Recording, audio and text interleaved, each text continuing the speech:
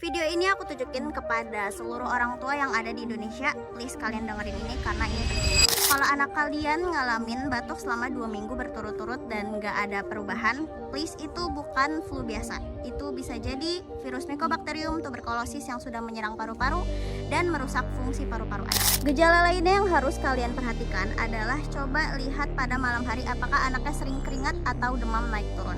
Lalu kemudian berat badan anaknya juga turun drastis dan nafsu makannya juga hilang.